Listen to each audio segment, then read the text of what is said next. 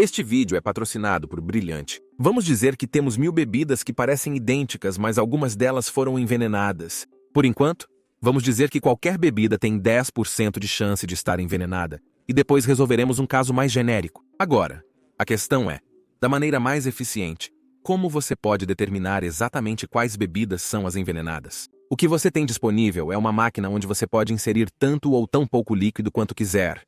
E se algum deles estiver envenenado, ela mostrará envenenado. Se não, dirá seguro. Então sim, você pode misturar bebidas. Se quiser, você pode colocar uma gota de cada copo na máquina e executar o teste.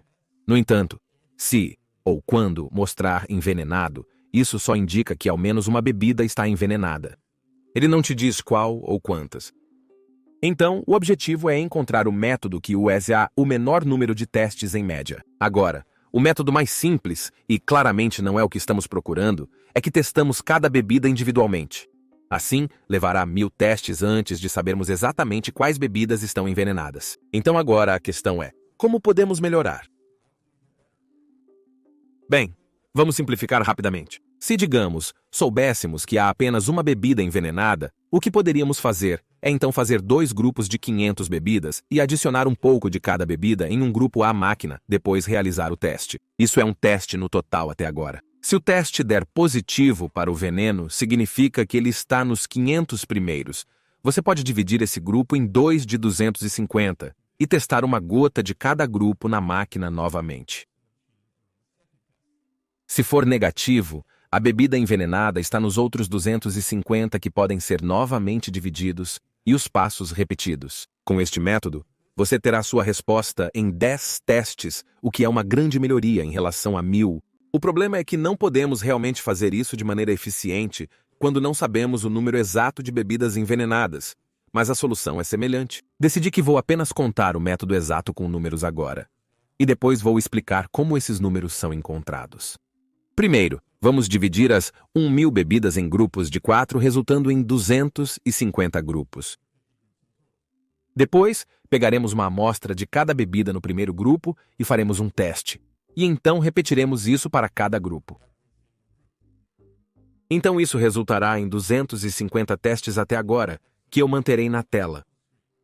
Agora, alguns testes, como o primeiro, serão considerados seguros. Isso significa que podemos simplesmente descartar esses, porque não há veneno em nenhum deles. Depois disso, a última etapa deste método é testar cada bebida que resta individualmente. A questão é, em média, quantas bebidas ou grupos restarão após descartar os seguros? Bem, qualquer bebida tem 10% de chance de estar envenenada. Isso significa que há 90% de chance de qualquer bebida ser segura. Assim, multiplicando todos esses 90%, há uma probabilidade de 65,6% de todas as 4 bebidas num grupo serem seguras. É o número de grupos que se espera serem removidos. Assim, 34,4% dos grupos terão pelo menos uma bebida envenenada. Então, dos 250 grupos no total, 34,4% permanecerão. Essa multiplicação resulta em 86 grupos. E 86 grupos vezes 4 bebidas por grupo são 344 testes individuais que precisam ser feitos. Somando aos 250 originais, precisaremos, em média, de 594 testes para identificar as bebidas envenenadas. Ainda assim, uma grande melhoria em relação a 1000. Então essa é a resposta. Mas agora vamos ver por que escolhemos grupos de 4 em vez de algo diferente. E o que fazer quando não sabemos a porcentagem exata de chance de uma determinada bebida estar envenenada. Basicamente, vamos fazer a mesma coisa novamente, mas o caso genérico com variáveis em vez de números específicos. Em vez de grupos de 4, chamaremos de grupos de n, portanto, existem 1000 sobre n grupos e 1000 sobre n testes que temos que fazer inicialmente. Agora, novamente, temos que descobrir quantos desses grupos permanecerão depois de removermos aqueles com apenas bebidas seguras. Diremos que cada bebida tem uma chance P de ser envenenada em vez de 10%, tornaremos isso mais genérico. Portanto, a chance de uma bebida não estar envenenada é 1 menos P. Logo, para um único grupo, a probabilidade de todas as bebidas serem seguras é 1 menos P ao quadrado de n, pois multiplicamos essa chance por ela mesma n vezes. Estes são os grupos que são removidos, o que significa que a porcentagem de grupos que permanecem onde pelo menos 1 está envenenado é 1 menos isso. Então, se multiplicarmos isso pelos 1000 sobre N grupos com os quais começamos, isso nos diz quantos grupos restam para serem testados. Então, multiplique isso por N, bebidas por grupo, e encontramos o número de testes individuais que devem ser feitos além dos 1000 sobre N. E, finalmente, para juntar tudo isso, vou graficar isso como uma função de N, para que possamos ver o número total de testes em média que precisariam ser feitos. O eixo Y representa o número total de testes, enquanto o eixo X é o número de bebidas por grupo naquela divisão inicial, e atualmente P é 10%.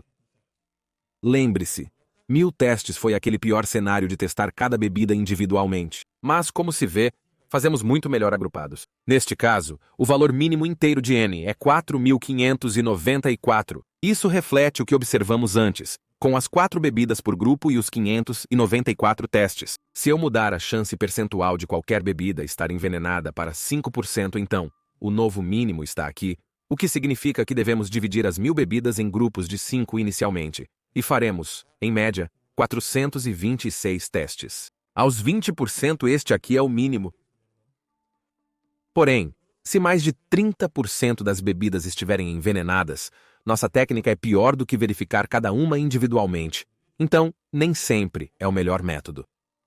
Mas se você pelo menos soubesse que a porcentagem de bebidas envenenadas era menor que 20%, digamos, você verá que se dividirmos as bebidas em grupos de qualquer coisa entre 2 e 10 inicialmente, o número de testes, em média, será menor que 1000. Aqui está uma tabela de algumas outras porcentagens e a maneira ideal de dividir as 1000 bebidas em grupos.